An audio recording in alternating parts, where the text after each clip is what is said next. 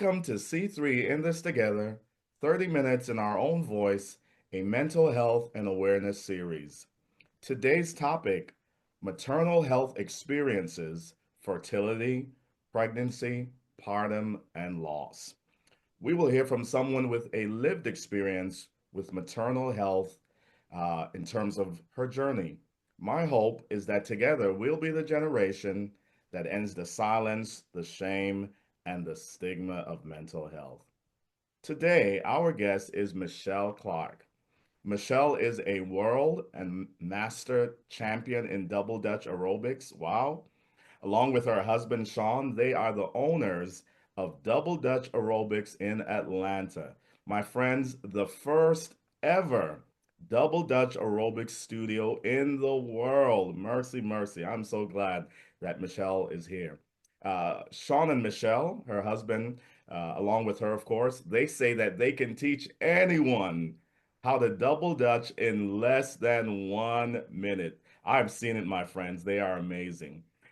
Michelle has been featured, along with her husband, of course, on the Fox News stations, Good Morning America, The Tamron Hall Show, and The Amazing Race. On a personal note, her husband Sean and I, we went to high school together and we lived down the street from each other.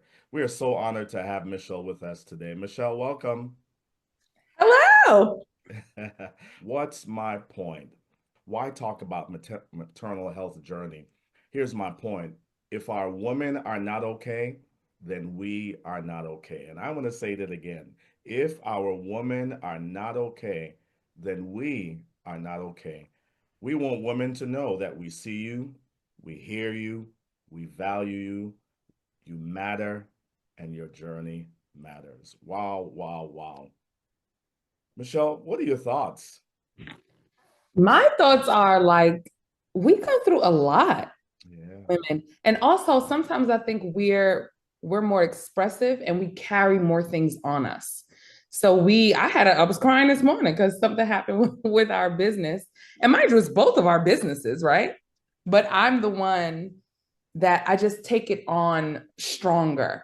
Hmm. You know what I mean? And I didn't say that's a good thing. That just is a thing. It's what it is.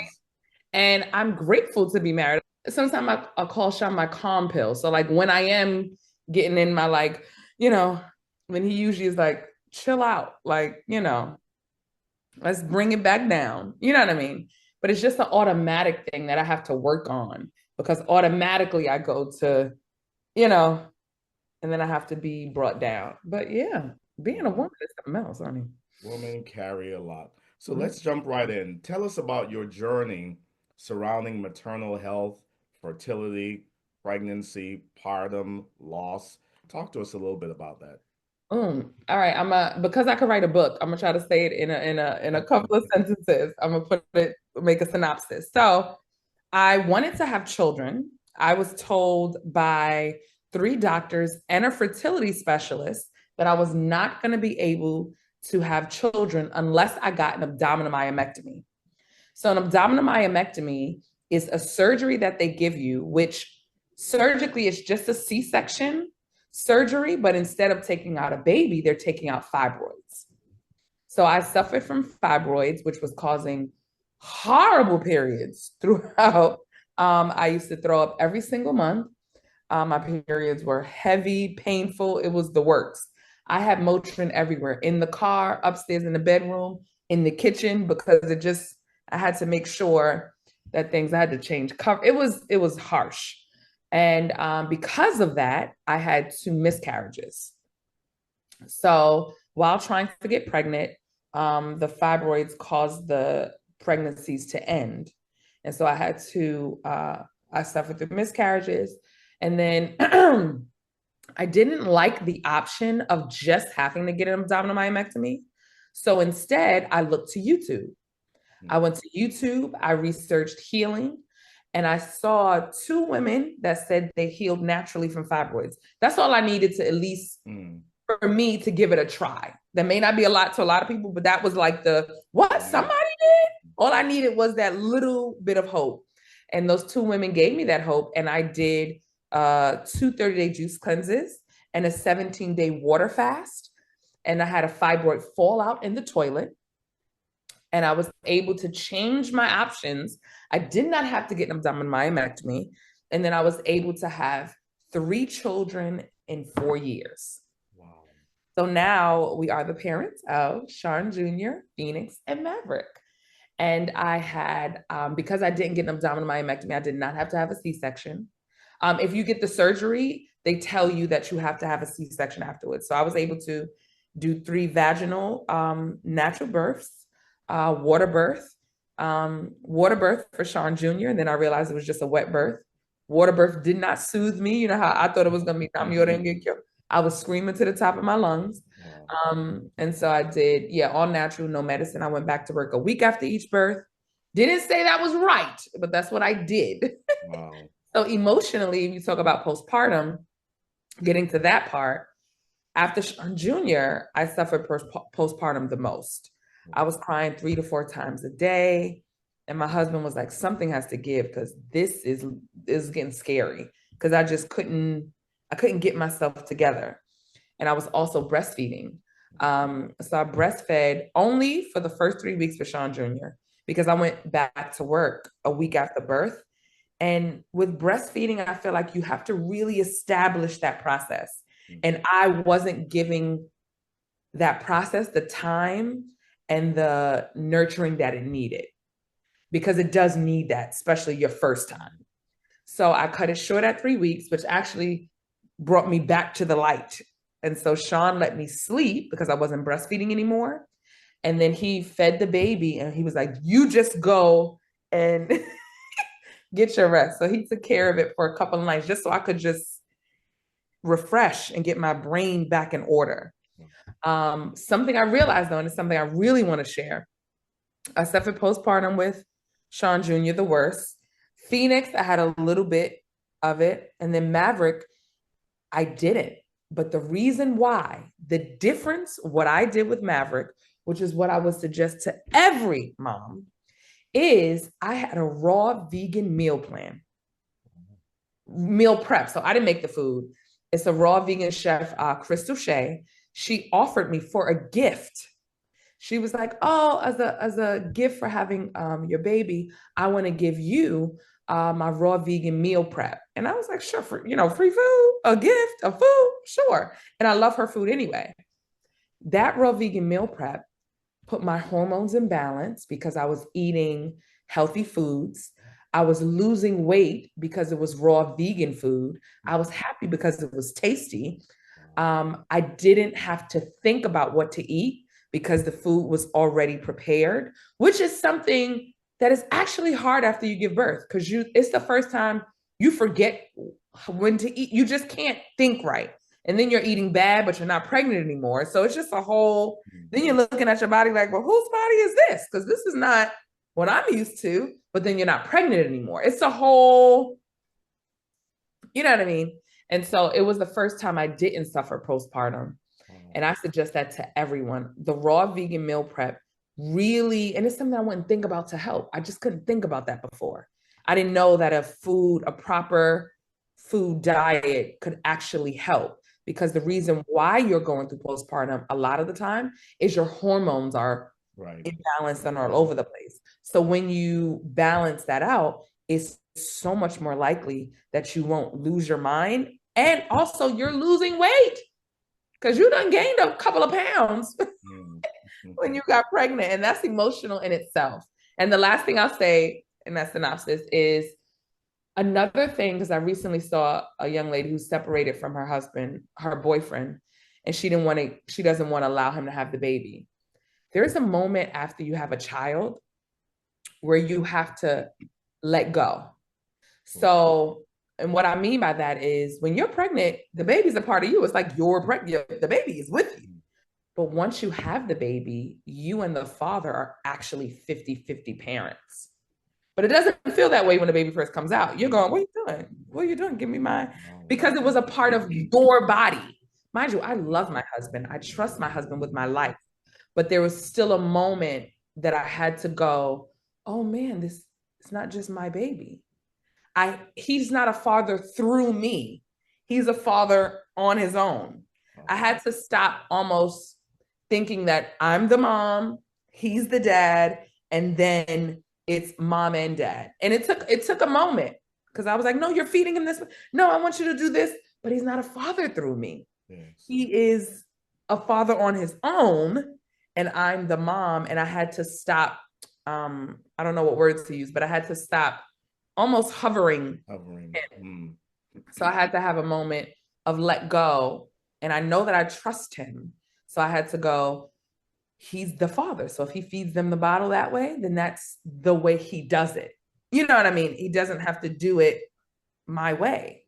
And so that's another thing that I got better with after each birth, because that first one, I was like, what are you doing? this is this is my baby. You're second here. This is my baby. And I feel like women go through that first time, especially because it's an adjustment. They are part of your body. Like it's an adjustment.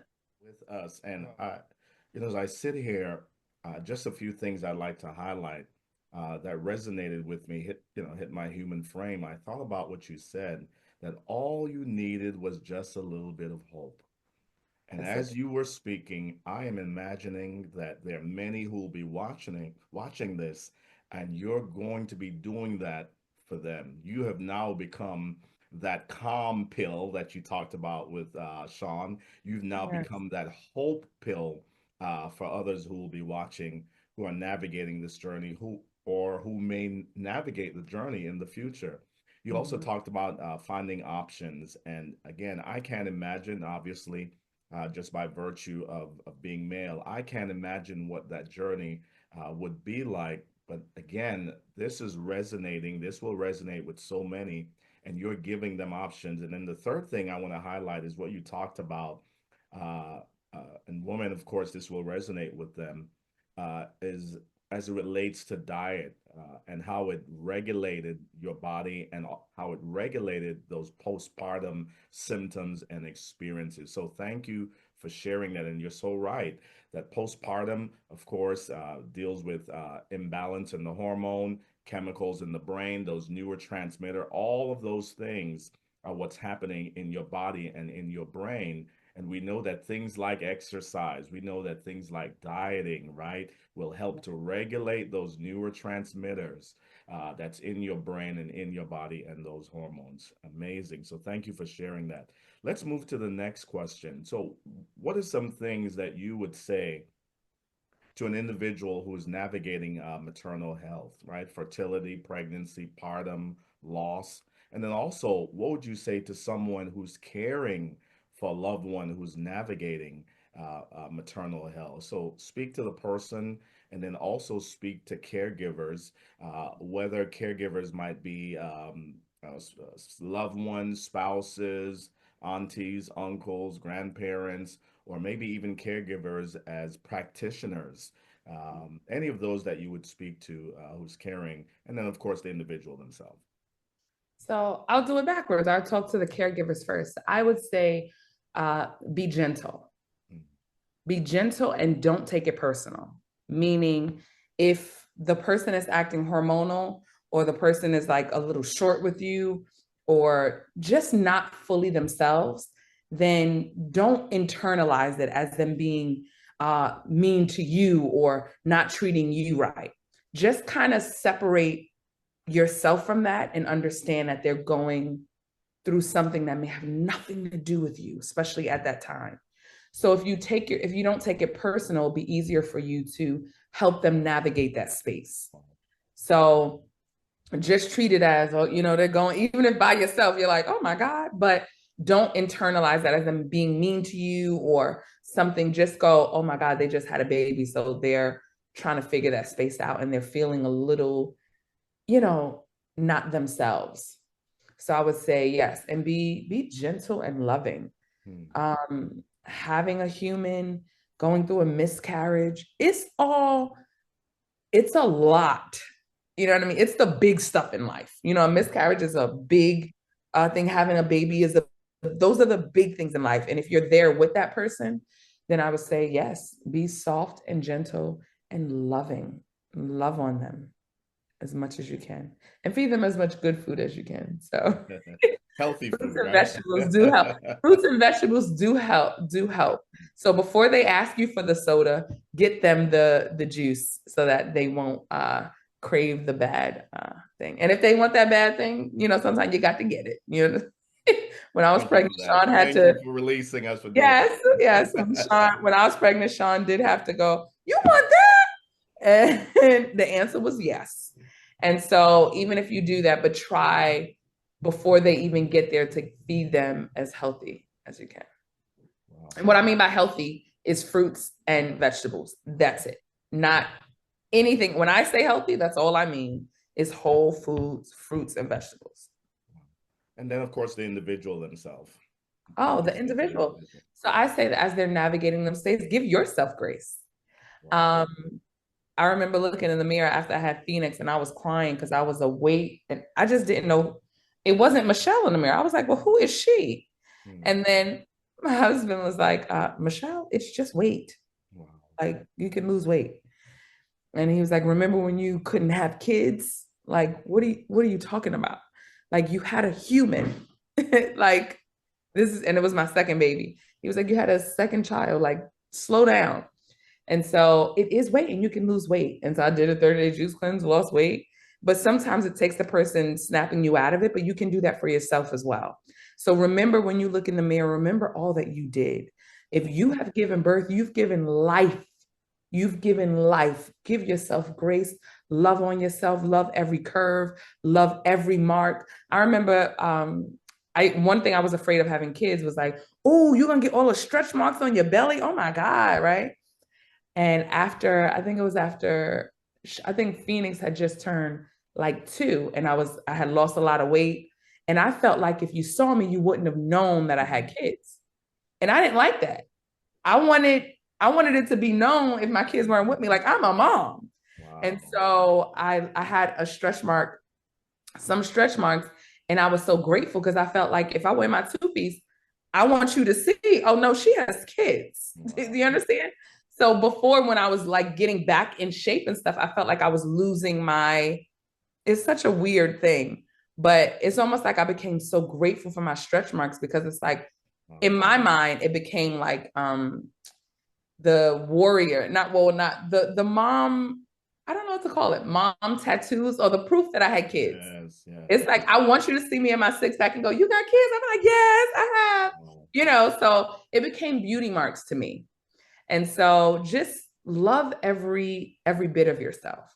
And if you're going through a miscarriage, I want to let you know that that's not a telltale of whether you'll be a mother or not.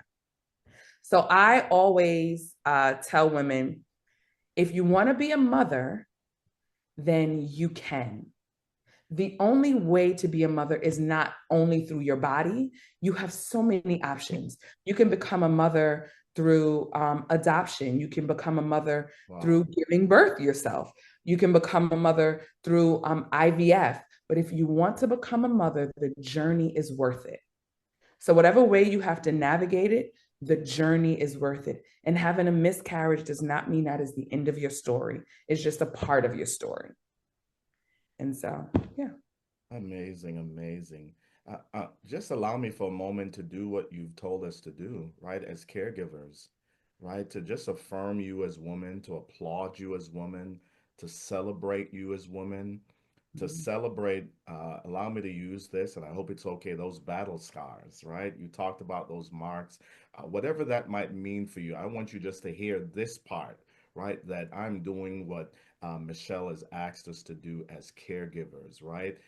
To affirm you, to tell you to give yourself grace, right? To give yourself permission to feel, right? Allow me to do what Michelle has asked us to do and ask you to do, right? To have you look in that mirror and see the amazing person, the amazing woman that you are, having gone through the journey that you have.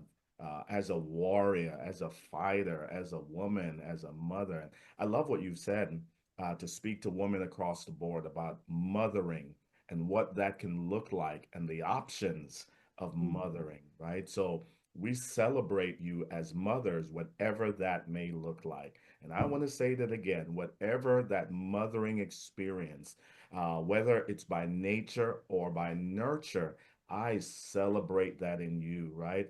I want to say to some mother who, um, you may wear the crown as stepmother. Please know that you're not stepmother. You're the mother who stepped up to Mhm. help parent that Yes. child, right? So whatever your mothering experience might be, please know that we are celebrating you today and affirming you. Michelle, I would love to invite your husband Sean to jump in for this next question. So I'm going to ask that great man that you've been talking about. Uh, if he's close by, would you just yell at him? Yes. Cope. Can I? How did you, as a husband, and then of course a father, how did you cope with navigating that maternal journey as a family? And I want to say that again because Woo. oftentimes we don't think about that, right? The maternal journey is a journey not only of the woman, of the female, but it's a journey of the family. So, yeah, what would you say to us? And then, of course, what would you say as as a husband on this journey? Well, I tell you one thing. The cheat code is that I'm pretty positive. I'm a pretty positive person. Yes. Like my outlook on everything is positive first. And so when Michelle was going through it, the one thing I knew I had to be was her strength, right? So I had to be her strength. And I felt like I had to be the person to be optimistic. Not that she wasn't, but I had to make sure that that's the role that I have to play. And that's but he's talking about going through my infertility. Infertility, yeah. Okay. Yeah, we're talking about you talking about going through infertility, right? Infertility and the postpartum, all of that experience. Oh, Y'all talking about the whole oh, thing. yeah, so I thought we were talking about the before. Yeah. Okay, so right now I'm talking about the infertility part. There you go. So the before, the during, and the after, right? Yeah. So I know that's a whole book. Yeah, I didn't know. Right? I didn't know. I'm sorry, I wasn't here. Okay, so yeah, like I was saying, so this we're talking about the before when we were trying to have kids. You know, going through miscarriages. I mean, it's probably the as far as there was the worst pain I think I've ever seen her go through physically. Pain of the miscarriage. So the actual physical pain of the miscarriage, but also the mental pain of it as well, right? So for me, it was just like I said, I felt like I had to be the strength. Like that was my role. Like for me, I felt like I couldn't. And I think this is I spoke about this before. Look, I spoke about this in therapy. I think for me, for the people that I love, I put them ahead of me first, period. So if she's going to go through that pain, I got to make sure that I got her back all the way. So I didn't even think about what I could possibly be going through, because seeing her go through the miscarriages, one thing that happens even during miscarriages and when she's having the baby, as far as the husband's point of view, right? It's like you have this helpless feeling. So she's going through all of this pain, and I can't do anything about it. You just have to go. I can't tell her it's going to be okay because I don't know. So it's one of those things where you just have to be there. Sometimes just being there, see how close we are? Yeah. Just doing this helps a lot, right? Because that's really all you could do, Also, in the very beginning stages of, when we were trying to have kids, I always say this, I know who I married, right? So for me, I didn't think that we weren't going to be able to have kids, not ever. There wasn't one single time. Michelle will tell you, it's like we lived in two different places. Because for me, I was like, I know who my wife is. I know what she's going to do. And I always say, my wife, we know she's a world champion in double dutch. I say this all the time. She's a world champion in double dutch. And I always say, you could be a world champion at anything. You could be a world champion, I don't know, I always say breaking pencils, right? It doesn't matter, because there's a certain tenacity. There's a certain type of person who wants to be a champion. That fight in them they will apply it into anything that they do. So I already knew, I was like, oh, we're going to have kids. I just had to do my part in convincing Michelle that it's going to happen. And I really believed it. I really believed it. Because I had a fear. I told him, like, we might have to break up only because if I can't have kids, I can't let you not have kids. Oh, you ain't going nowhere. So no, you ain't going nowhere. That's what my thought process was just like, he's not suffering through infertility. Mm-hmm. It's literally me. So, and I'm not going to be the reason why he doesn't become a father. Like, I can't do that.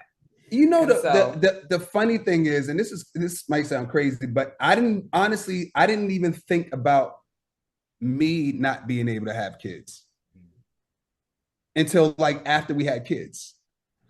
Because when Michelle was fighting, we're fighting. Wow. So now it's like, okay, what do we have to do so that you can have children? I didn't even think about myself. I don't know why. I didn't even put two and two together that I can have kids either. Only, I don't know, probably because of the situation, probably because of, you know, me, just that thing of, you know, that thing of like me, that thing that kicks in to help, especially the person that I love. So that was the very beginning. So I knew she was going to have it. I knew Michelle was going to fight. I knew Michelle was going to do. If you said, Michelle, you gotta put cocoa butter on your stomach for 30 days straight, my wife is going to put cocoa butter on. It's like she just does all of the things. You know how people say, man, I tried everything. If Michelle says she tried everything, she tried everything. Wow. You know, so I say that all to say, I knew who I married. I knew we were going to have children. And so I was just very confident in that. So I don't think I really had time or even thought about the stress of not having children or the stress of, you know, her not having kids, because I didn't even want my mind to go there. My mind can only be in like, because I felt so helpless, I felt like that was the one thing I was in control of. My attitude, right?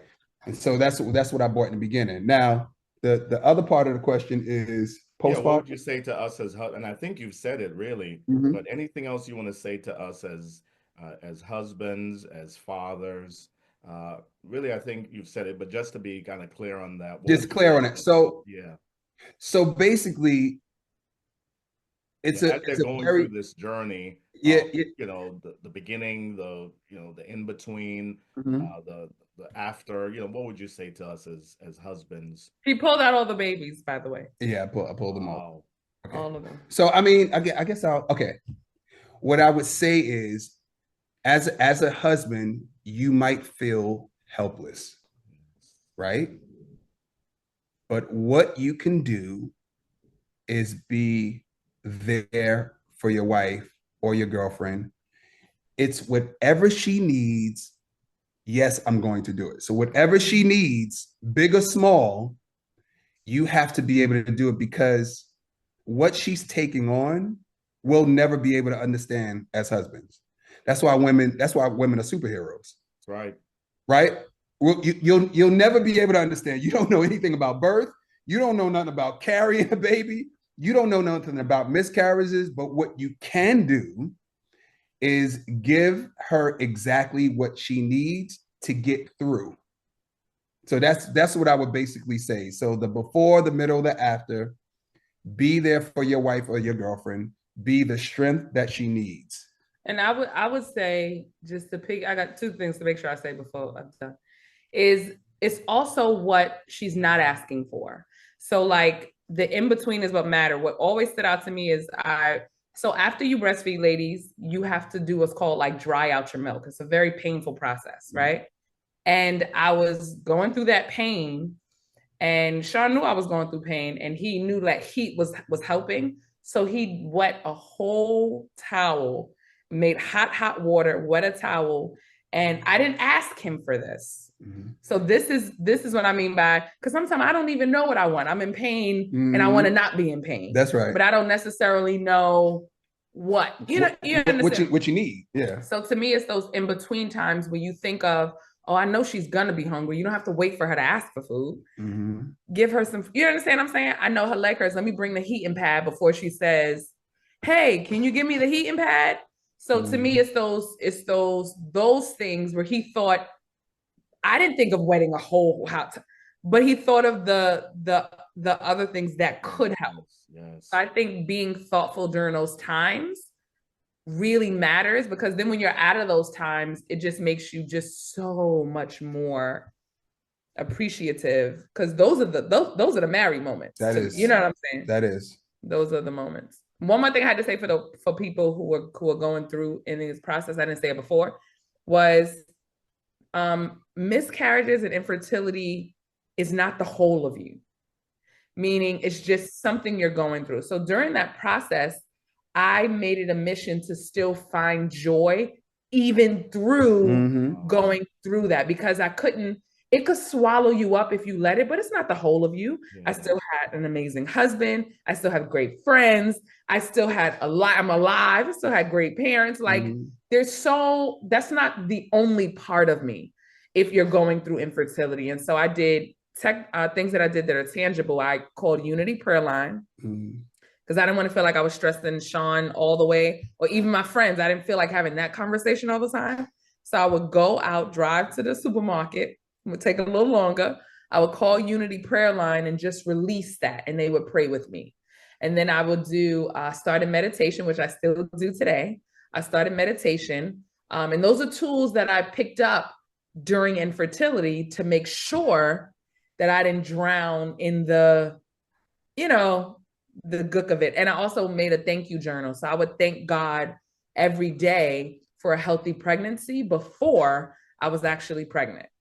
And so those are just tools that are tangible that you can do to not let whatever you're going through that's not good, drown you. Just really quick, we were kind of talking about this yesterday. Like, when your wife is having a baby, make sure you go on those visits with her to the doctor's office.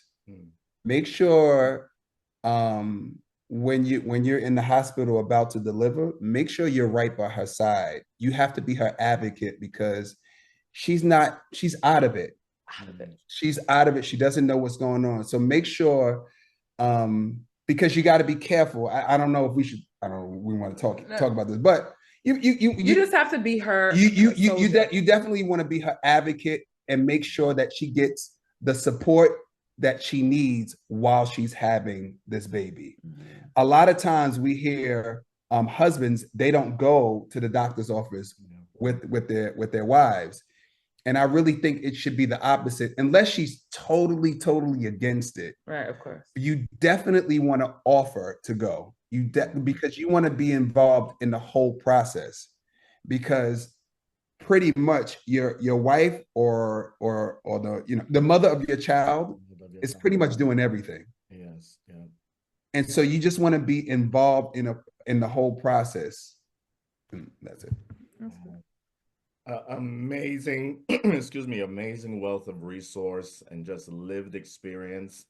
And I can't applaud you both enough for just being transparent. And as you both were speaking, what came to my mind, and we're going to begin to bring this to a close, was someone will watch this at some point, and they may find themselves in a dark place, right?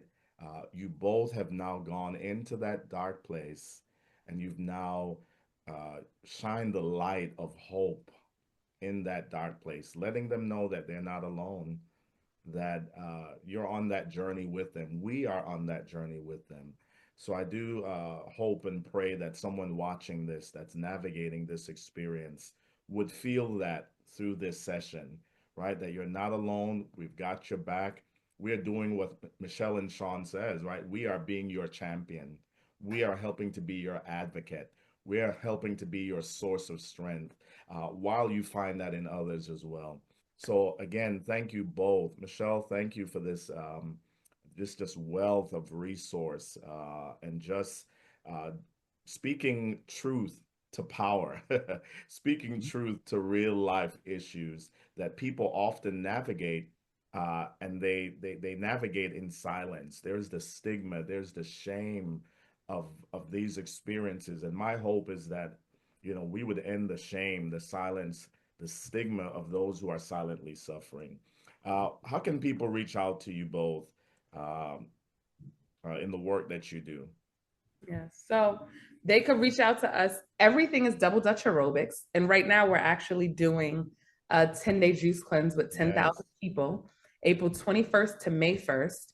And part of the reason we do that is because healing could be isolating. And so during my healing journey, it felt like it was just us. And so we want people to have that community when they're healing, to know that they can do this and they're not alone. And so it's the Jump and Juice 10,000. And all they have to do, they could go to the website, doubledutchaerobics.com. They could check us out on Instagram, Double Dutch Aerobics. Yeah, Instagram, Double Dutch Aerobics. If they forget everything, they can Google Double Dutch Aerobics. And we'll come up. It will come up to reach us. So everything is Double Dutch Aerobics. So Double Dutch Aerobics classes, they could get certified, and they could, enjoy a fun workout class. No experience necessary. We teach everyone in less than a minute. That's true. And they could join us on the juice cleanse. That's it. Amazing, amazing. But my friends, I hope that you've been inspired. This has been helpful to you. Just hearing Michelle and Sean's journey. We always want to remind you that if you find yourself in crisis, you or a loved one find yourself in crisis, please reach out to 988. That is the 24/7 national crisis lifeline.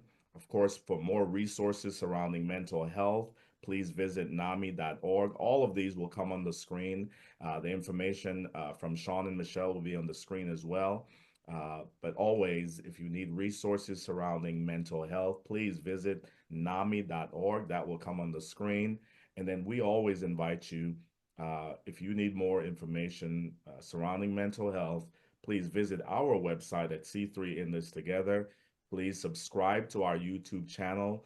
Let us know how you were impacted by this video. All of that will come on the screen. Sean and Michelle, thank you again, my friends, for the hope that you bring to this world. And that's what you do. Wherever you go, man, you bring hope to so many. You are medicine for this world. And we're so grateful to you. Blessings to you and to your family. And we just pray that the world will continue to hear your voice, because the world needs to hear what you have to offer.